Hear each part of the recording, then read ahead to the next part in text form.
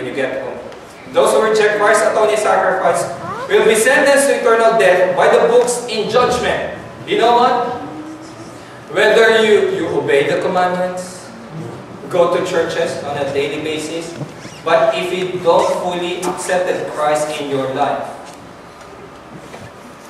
it's like the sacrifices in the Old Testament. They avail to nothing. That's why when the books will be opened during the final day of judgment, my own actions will accuse me. It will stand against me. Because I have no substitute, I have no advocate, and whatever I do, I will always fall short in front of God's law, in front of His standard.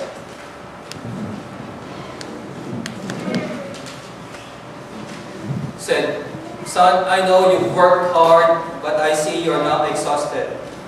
I'm afraid you missed the point. Now the books will be used against you. Not to support your or to affirm your vindication.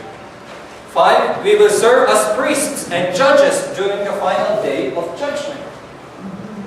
I will no longer be condemned. I will no longer be part of those who will be convicted. In fact, I will be the one who will judge the wicked, those who didn't accept Christ.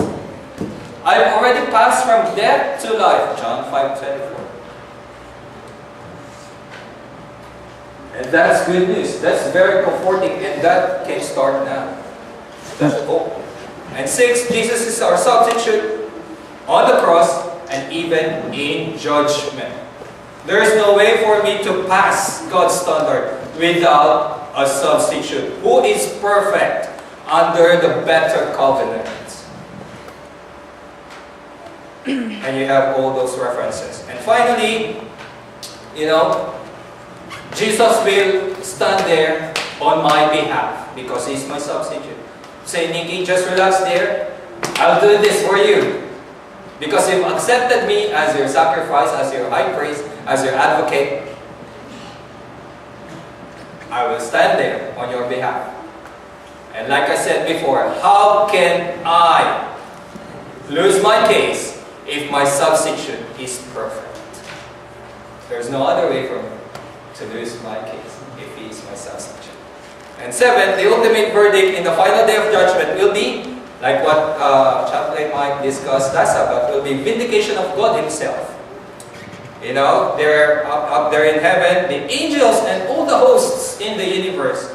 It's not He Himself will vindicate Himself, no. It's His creation that will vindicate Him. They'll say, after this, I heard the sound of vast crowd in heaven, again part of John's vision. Hallelujah, salvation is from our God. Glory and power belong to Him alone. His judgments are what? Are just and true. He was vindicated. All along, Satan's accusation was wrong. Jesus is still just and true. He has punished the great prostitute, again, type, of the false church who corrupted the earth with their immortality, and He has avenged the murder of His saints. Vengeance is mine, and there's a time for that, God said. And lastly, and condemnation to extinction of Satan, sin, and death itself. Death, where is thy sting? You're no longer here. It's like the old covenant. He cannot catch up with us anymore. He'll be extinct forever and ever. Now, in Hebrews 4:16, our main passage, therefore, having that backdrop of the Day of Atonement and the visions in Revelation, and also by Daniel. Therefore, this is the conclusion. Let us draw with confidence to the throne of grace. Be bold, so that we may receive mercy and find grace in time of need. Before, when you approach the throne of God, that means death. Now, since Christ already had gone there on our behalf, when we approach the throne of God, that means salvation. Very comforting, isn't it? Now, in other words, Jesus, recap what we've studied, is our judge. Jesus is our advocate, as discussed by Elder Cornell. Jesus is also our substitute, I believe, because in Hebrews, In other words, if you sum this up, Jesus is our judge, advocate, substitute. Simply because He is also our high priest.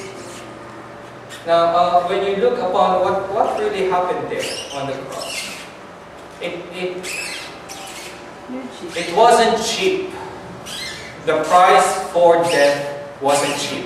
It was the life of God's only Son. But He made it simple for us. It's like trying to think on our present setting right now. If you're a programmer, computer programmer, if you will make a program, will you make it difficult for users? For those who don't have any knowledge about the computer? No way. If you're really a brilliant programmer, you will make a program that is user-friendly. Even elementary, even kids can use your program. However, behind the program itself, it's immense, it's complicated. And I believe salvation is like that. It's immense, it's profound, it's awesome, it's totally complicated. But God simplified it for us. For everybody to appreciate and to obey. And He's our conqueror. He can also conquer for us. He said, if you have problems with faith, no problem. Because I can give you faith, and not only that, I can perfect your faith. So if you don't have faith on this gospel, ask God, and He will polish it up. And I believe this is the whole matter regarding the rest thing. Come, and you will find rest. Not only here, I believe I will find rest, I will find grace, comfort, and help in time of need. Now, in my deathbed, and also in the final day of judgment. That's why we have all the reasons to rejoice. May God bless us all this morning. Amen.